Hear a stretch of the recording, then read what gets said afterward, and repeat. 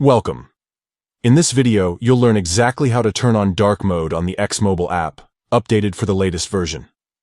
Dark mode is a great way to reduce eye strain, save battery life on OLED screens, and give your app a sleek, modern look. So, let's get started. First, open the X app on your phone. You should see your home feed with the latest posts right away. Next, look to the top left corner of your screen and tap on your profile icon. This will open the main menu where you can access different settings and account options. From there, scroll down and select Settings and Privacy. This is the section where you'll find all the important tools to customize your app experience. Once inside, tap on Accessibility, Display, and Language. This menu combines several appearance and accessibility options in one place. Now, choose Display. This is where you can adjust how the app looks, including themes and color preferences.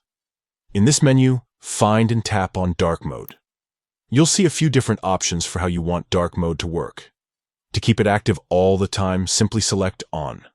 Your app's background will instantly switch to a darker color palette, making it easier on your eyes, especially in low-light environments. And that's it.